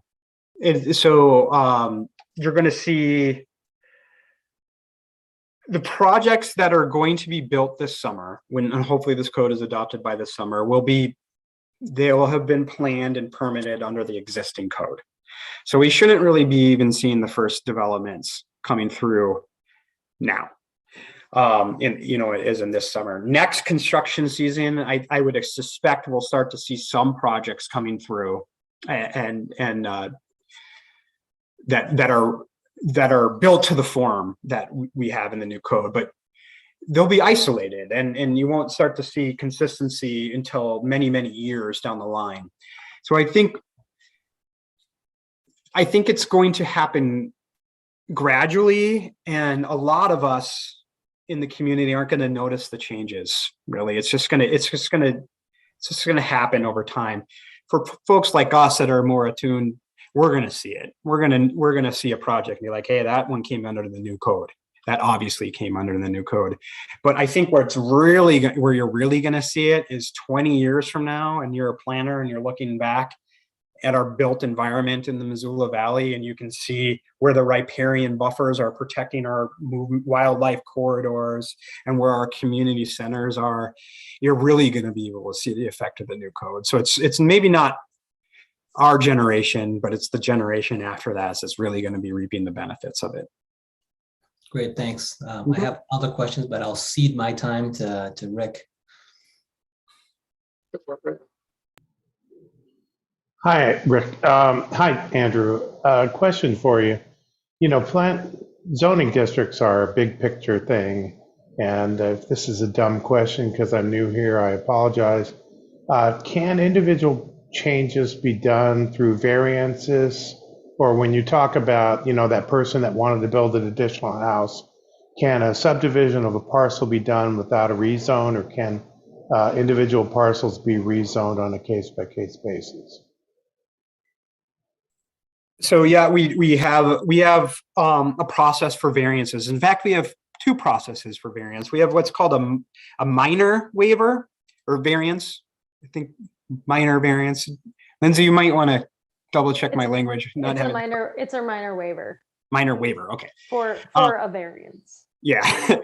So that process, you know, say if your house is, you want to build a house that is 9 feet from the property line, but your setback says it's 10 feet from the property line, we can administratively allow you to do that without having to go through a public hearing process. Whereas today, you would have to go through a public hearing process. If you need 2 acres to subdivide, but you have 1.98 acres to subdivide, today you wouldn't be able to do it. With a minor waiver, you could do it. So there's a minor waiver process that allows you to deviate from numerical standards if they're really close. Then there's a variance process, which is just, hey, I've got this odd situation. The code is making it so I can't do something that everybody else gets to do. Then you can get a variance. So which is a process that is stood the test of time across our country through zoning. Isn't much variation in variance processes from jurisdiction to jurisdiction. Then, if we have set up our planning document, the Missoula area land use element, to allow flexibility in zoning. And so most of the land use designations in the Missoula area land use element allow, especially in the residential areas, allow some leeway in what zoning districts you apply within that area. And so that example that Lindsay showed, where on the zoning map, where the neighborhood came out and said, hey, this area doesn't have the infrastructure right now to be zoned for higher density residential development. So we changed the map, the zoning map. However, the land use designation is still the same there. And in the future, when that infrastructure is ready, people can come back. An individual property owner could come back, or a group of property owners, or someone who owns a bunch of property could come back and request a zone change, and we would evaluate it for appropriateness. So people can change the zoning. However, there are some sections of the code where it's a hard and fast rule. You cannot ask for a variance to uses. So you couldn't be in a residential zone and come in and say, well, I want a variance to do an industrial use. That's just a hard and fast rule. It's not allowed. So one of the most important things that we took out of the zoning audit was that we needed to have consistency in application over time in our zoning code in order to implement our community's vision. However, we need to be always updating and monitoring our zoning code for changes, because sometimes we get things wrong. So that's kind of how our approach is. We have these ways, in certain circumstances to vary things. You can make changes. You can have some flexibility. You do have these development options where you get flexibility if you're providing a public benefit. You have to provide a public benefit, and otherwise, we'd like to see a pretty consistent development pattern occur, and so we'd like to see a pretty consistent application of the code. Thank you. Go ahead, Dave. So I don't have a question. I do have a couple of comments. And first of all, I've been doing this a really long time, and I want to compliment the county for an amazing job and a really tough task. Well done so far. Well done, period. It's all up to the commissioners and the testimony. I also support your methodology you chose in terms of the zoning, because form-based, I agree, does not work in the suburban rural areas very well, maybe not at all, but not very well. So I think, Andrew, you guys have chosen it right. So I just want to say good job, and we'll be following. Thanks.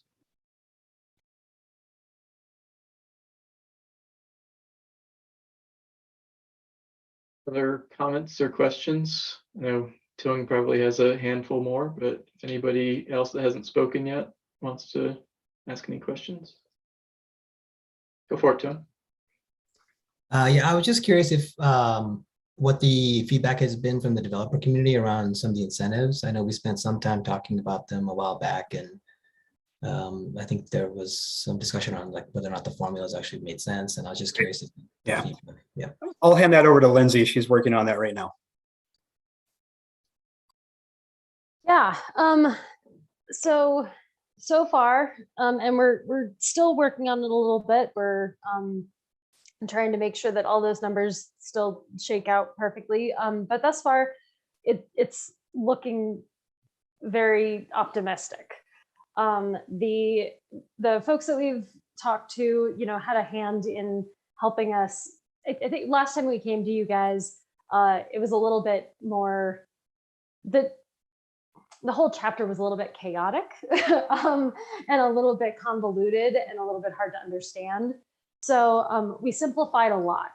And the way that we did that has definitely made it more ingestible for people to just, our stakeholders to generally review. So thus far, it's looking a lot better. Also, so far the numbers are working out. One thing that we do have to run the energy incentives that I was talking about. We do have to run some numbers on that to make sure that that is still working and is going to help people a lot, because there's a lot of interest from the development community in using something like that. So we still have some playing around, but thus far it is looking good.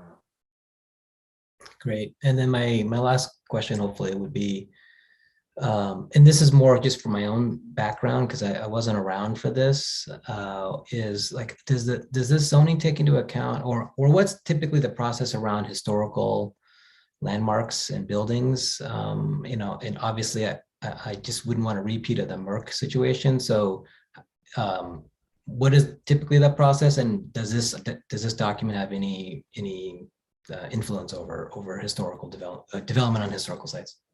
So again, I think that's a great question for Lindsay. She wrote that section on that's related to that. So yeah, we have also in that chapter 9, we have what we're calling adaptive reuse, which is a method for if you have a historical site, you have a lot of leniency.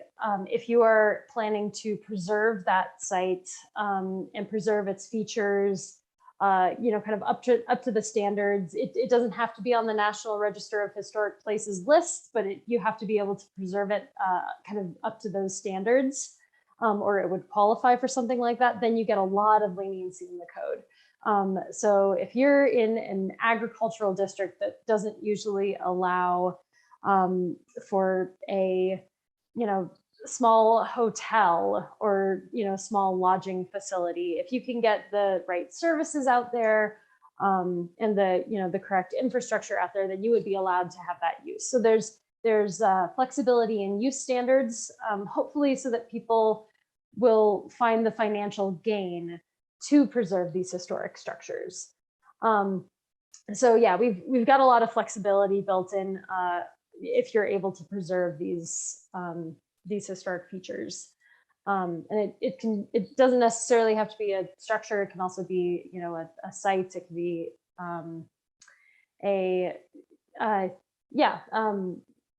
all sorts of things. But then also, in addition to that, you can receive density bonuses. So if you're setting aside these historical places, if you have a historic site and you've decided to, if you've got a archaeological site and you want to preserve it and you want to set it aside, you could get density bonuses by clustering development elsewhere on your property. So that is also an option that we've created. So hopefully that creates a lot more opportunities for historic preservation in the county. and to add on to that, Tung, right now the county does not have a historical preservation program. We don't have a specific historical preservation officer or ordinance. And that might be something the county works to in the future, but because of that, we don't have an inventory of what our historical resources are. And so in the code, what we've done is basically allowed people to come to us with a historical resource. And that's the benefit. The public benefit is these historical resources get preserved. And then they get some flexibility in the zoning to preserve them. But until we have a more robust, we have an officer and we have an inventory, and when we have a historical preservation ordinance, that's kind of what we can get right now. Great, thank you.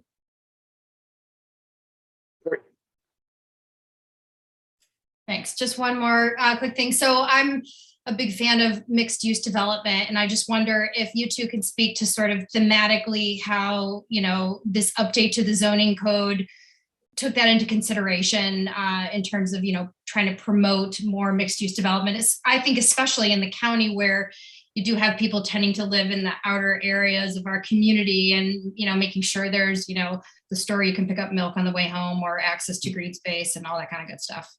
Great question, and there's lots of layers. So if I go on too long, you can cut me off. So first of all, so mixed use is important for so many reasons. A huge reason is as we enable a better mix of uses, will encourage people to use other forms of transportation besides driving to meet their daily needs.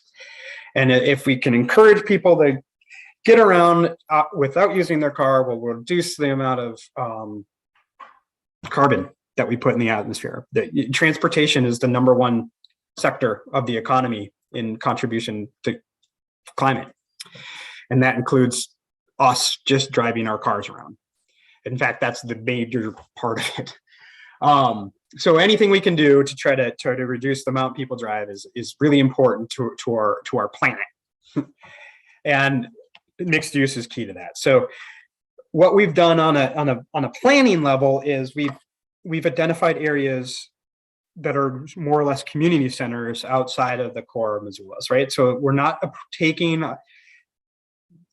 going to have, Missoula isn't going to be a community with a central core city and, you know, the central downtown, and that's all where the services are, and then everybody else lives around it, and to do anything you drive downtown. It will have more dispersed centers, in the county is contributing to that, right? And so the Bonner area, the Milltown area, East Missoula, the Y, are sort of these centers outside of that more urban core, where there is planned for a wide mix of services, right? So it's not just a bedroom community that we're planning in those areas. We also allow for mixed use development and higher intensities that are higher intensity residential development that's necessary to support mixed use. Mixed use doesn't happen without a lot of people to support it. So you kind of have to have that balance. And so that's what we've started with on the foundation. And then, you know, we use our zoning districts to implement that. And then within our zoning districts, you know, we talked about how we have mixed use zoning districts, but one of the things that we didn't talk about in our presentation that you would have to ask about or read the code in great detail to understand is that we've enabled limited commercial development within our residential districts. So not so much in our rural residential districts, but once you get into the residential districts, the areas where we have higher infrastructure to support development, water and sewer specifically, all of those residential districts allow some level of commercial development to occur. And this is where form becomes important. This is the really cool thing about form-based codes is, you know, if your buildings are look the same and have the same characteristics and are at the same scale, what we found, the planners have found, is it doesn't matter so much what the use is in that building. If they look the same and are at the same scale, and they're oftentimes very much compatible. And so if you look at what's happened throughout the country, we've used zoning to basically eliminate the corner store or the neighborhood coffee shop. And that's the Euclidean side of the zoning that we've done. So we're allowing things like coffee shops and small retail and small commercial at the corner store in our residential districts, when the buildings that they construct or occupy are at the same scale and care and have the same characteristics as the neighborhood around them. And so you might see more things in the future, like the rattlesnake gardens, which, you've been here for 20 years, then you might remember the zoning battle that happened to put the rattlesnake gardens in. I wasn't a planner here. I think Dave might have been a planner here when that occurred, and it was a battle. But people love it now. And so we allow these things to occur by right. So there won't be zoning battles around them. But they do have to meet these design standards, and they do have to meet the use standards, and they do have to meet, the parking standards and everything like that. And so we get a full review of it, but it doesn't necessarily come down to NIMBYism in the end. So that's in the residential districts. And now in the mixed use districts, what planners are finding is that higher intensity residential uses and higher intensity commercial uses aren't as compatible as we want to believe them to be. And so design and form is where those compatibility issues arise. So if you have this hybrid form-based code, you can address more of these design and form and scale issues that you start to get in these higher intensity mixed use districts.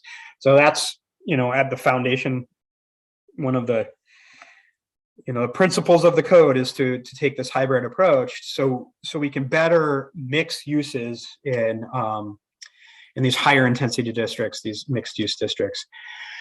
We did a ton of research. If you've been following what's happening in East Missoula in the last few months, we have, at the request of the East Missoula Community Council, have been doing a ton of research into ways to incentivize ground floor retail, incentivize ground floor commercial. And some communities will require it and require ground floor commercial. And what we have found is that outside of places like downtown Missoula, where you have a lot of ground floor retail already present and a lot of activity, when you require ground floor retail through zoning outside of situations like that, what you get is empty, vacant places. And that also has a negative effect on a community. And so we've evaluated that as an opportunity, but we've concluded that that would be a mistake to require ground floor retail. And so we've also looked a lot into incentives. How can we incentivize any ground floor retail? And we researched communities across the country, and we found very, very little.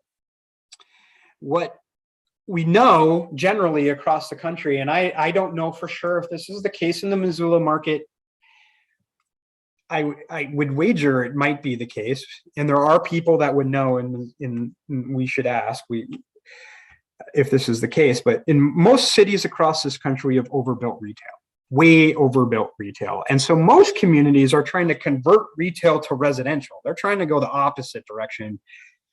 And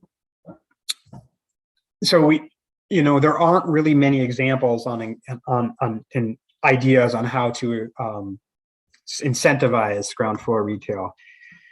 But with that, what we know is when you get higher intensity residential development, it supports commercial development. It just supports neighborhood commercial. And so as we get more people in higher concentrations, by allowing commercial to occur, it will follow. Whoops, I just pressed something on my screen. You did not see it, but I did, and I got scared for a second, but you're still here. I'm with you.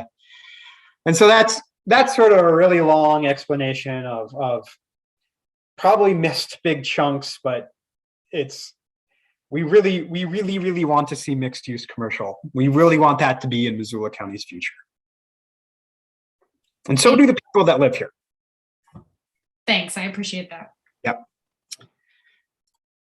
Or Josh? Yeah, I guess my question, maybe it's more of a comment, has to do with mixed use. And I guess I see, you know, those commercial spaces from the development perspective are often the amenities for the residential living, right? It's your barber shop, it's your corner coffee shop. And so, you know, the planning process, the developer has a fairly decent level of sophistication to execute on that in a good way, right? Appropriately. And I hear your message about mixed use. I'm behind mixed use too. Mixed use is more difficult to get built for a number of reasons. First of all, because right sizing your commercial space to your residential, it's tricky so that it doesn't sit vacant, right? Secondly, financing becomes a bit more complex, right? Because you're talking about different risk profiles with ground floor retail versus residential versus a different use. So when you go to a bank and you're talking about 3 different types of uses, it's more difficult and oftentimes more expensive to get financed. It's more difficult to raise your equity too. Your limited partners, people who know residential want to invest in residential. People who know commercial want to invest in commercial. So when you're combining those and creating more complex projects, they're more difficult to get financed, both on the equity and the debt side. And then oftentimes developers aren't the ones that want to hold that asset. So once they get it built, you have different cash flow profiles, right? Because you have a certain lease structure for your ground floor retail, and then you have a common lease for your residential. It just is more difficult, right? And so then you're using different, I'm not getting into the weeds here, but you're using different cap rates to value commercial cash flows and residential cash flows. You're blending them to try to sell the asset. And it's just more difficult, right? And so I guess I want to bring a little bit of reality to this. Requires a more sophisticated level of development to get these things done.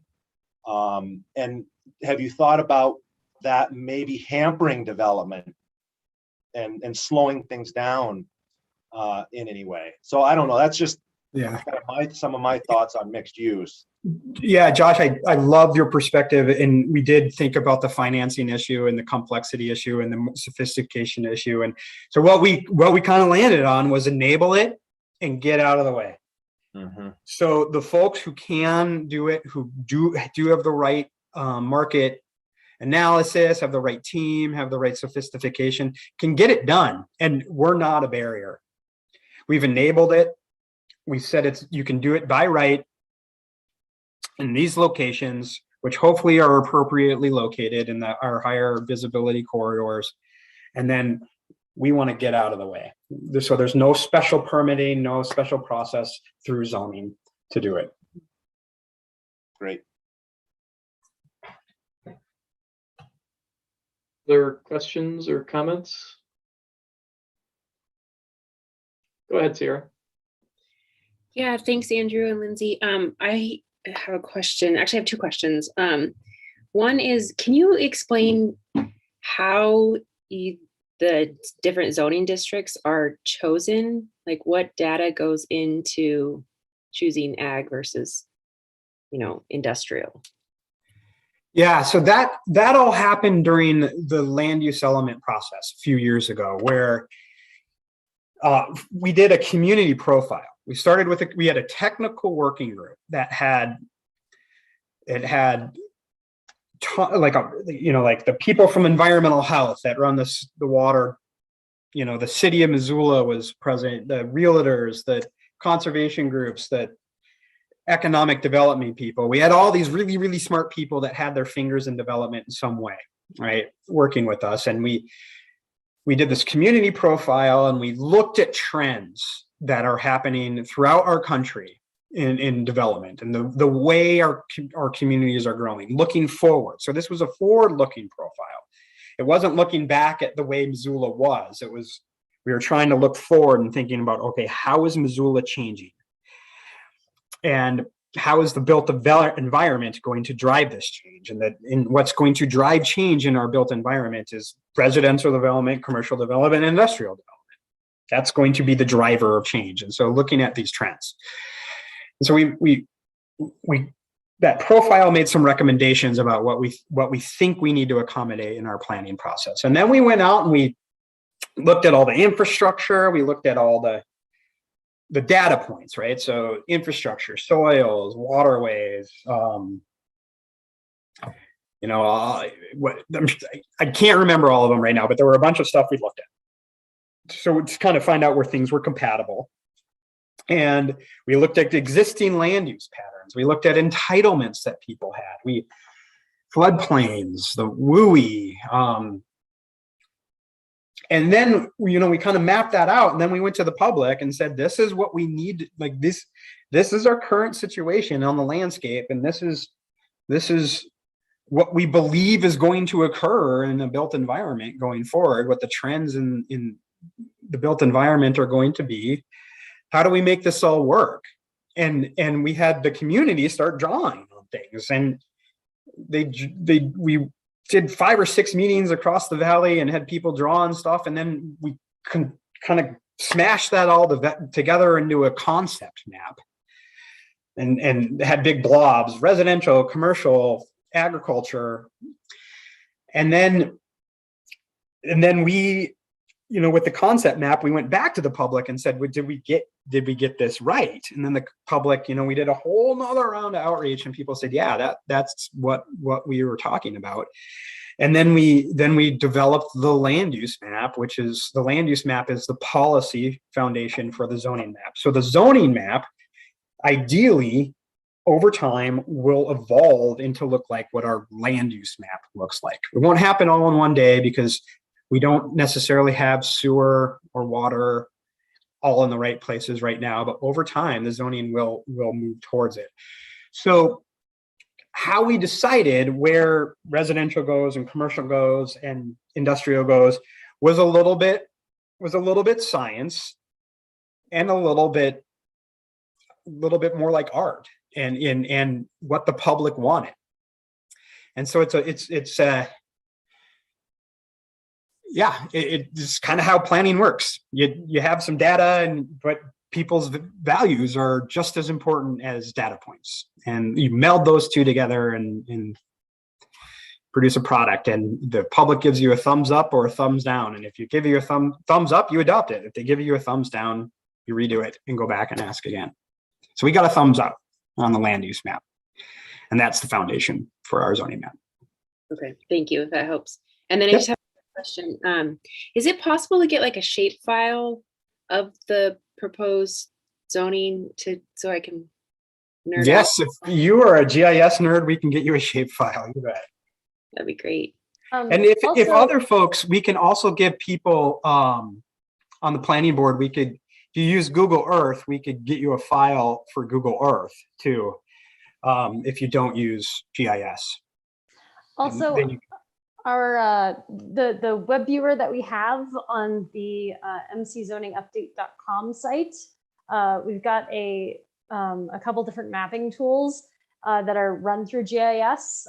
It's a pretty slick, very user-friendly way of going about it. But if you don't want to, upload and get it in your own map in GIS, then you are more than welcome to use this other GIS option as well. But yeah, also we can totally get you a shapefile. Cool, thank you. That's it. Maybe just had a couple of quick comments and questions if you'll indulge me. I guess, first of all, the comment, I think there's been a lot of really great questions that have been asked here tonight and a lot of really great answers, which I think speaks to the thoroughness of the way that you guys have approached this. So, just kind of reiterating what a lot of the folks have already said, this is really, a great job. So appreciate the presentation. a couple of things that were kind of already brought up, the WUI standards. I know that, you removed them. It makes sense to remove them, I think. And, just want to get on the record that encourage us to get that back on the docket as soon as possible. So appreciate you guys bringing that up. And Dory's comment about the VRBOs would encourage you to address that, or the county to address that as soon as humanly possible, because every day that isn't addressed is another day that another unit gets pulled off the market. So just, you guys know all these things, just wanted to say them. And then I guess maybe thinking back to last meeting, which I'm sure a number of you guys weren't a part of, but it was on the Bonner site, and the creating individual parcels for all the homes off of Highway 200, and the Dave made a comment that I kind of really agreed with, that those homes are, Highway 200 is an easement essentially through the lots that those folks own, and inevitably it is likely that land will be, taken from them, and they might not have conforming lot sizes anymore, and so they will be non-conforming lot sizes. And I guess I think I'd encourage you to take a look at those specific areas, just because they're fresh in my mind, to make sure that the zoning that is applied to them, it makes them, as much as humanly possible, not eventual non-conformities, and limits their ability to, develop or better their homes or lots and stuff like that. So I guess just wanted to say that. So Yeah, great. Bailey let me know that you guys talked a lot about that at the planning board hearing on that subdivision out in Bonner, and I don't think, she's still learning the code. She wasn't a part of the team that drafted it, obviously. Knows quite a bit about it, but doesn't know necessarily all the ins and outs and where things are located. But in that Bonner area that is zoned appropriately, there wouldn't be minimum lot sizes, so they wouldn't create any nonconformities if MDT expands the roadway. So, yep. At least we got a good answer for that situation. Any other questions or comments from planning board members?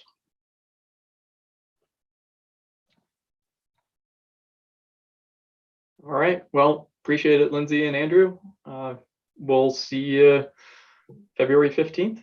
Yeah, we're looking forward to it. Great questions. This is exactly what we were looking for. You guys nailed it. Good work.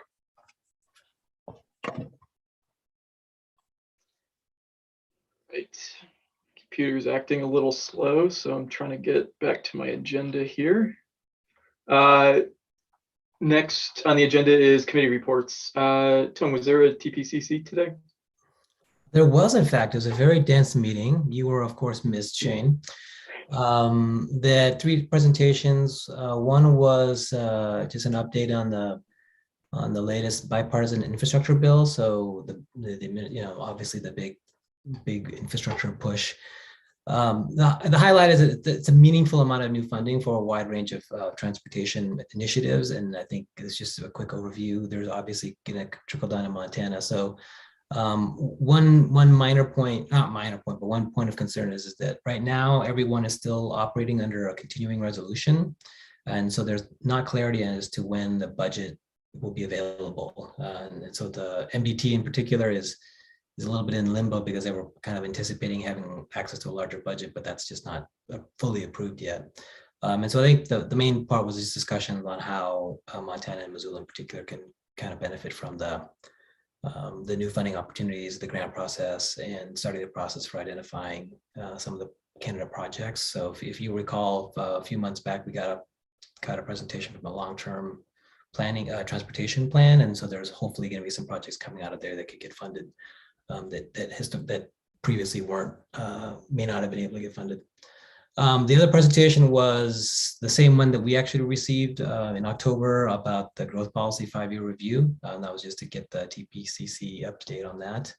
Nothing new there. And then finished with pretty informative presentation from the Mountain Lion, and they provided their review, their year in review. So they were named Agency of the Year, so they've got a number of national accolades, which is great for them. There's a whole lot of improvements underway to increase access, efficiency, and then reducing tailpipe emissions. So, for example, trying to acquire more EV buses. And then some discussion around the recent election approval for the voters of the levy for improving service there. And Mountain Lion is actively trying to do that. And it turns out one of their biggest limiting factors right now is hiring. They're having a really hard time hiring in order to facilitate the expansion of services. Old business. I don't have anything on the agenda. Josh, is there anything you want to say about the Highway 93?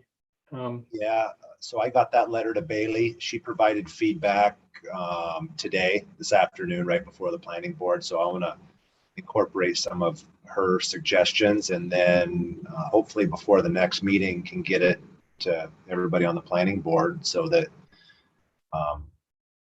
everybody who wants to can also make suggestions and modifications, and we can get a final draft ready for the board to look at.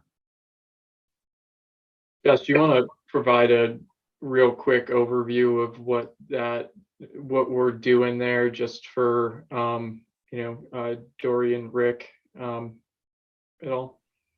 Yeah, probably a good idea. So I guess the gist of the idea is, given the increased development down the Bitterroot and the resulting increase in traffic on Highway 93, just wanted to express, I guess, or call the attention, to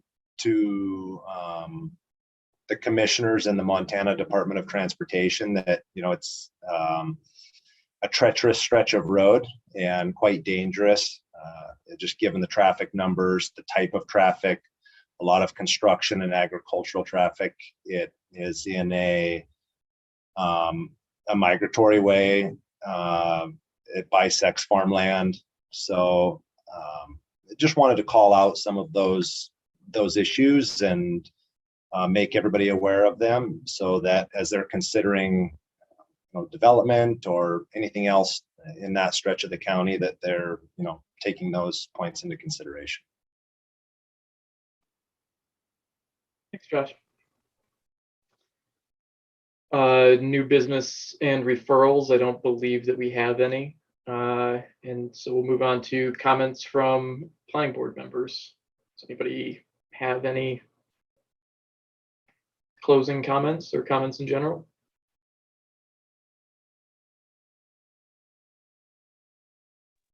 I'd say welcome to the new members. That's great to see new faces and new perspectives. Yeah, ditto that. So with that, if there aren't any more comments, then we'll call this meeting closed and we'll adjourn. Thanks, everybody.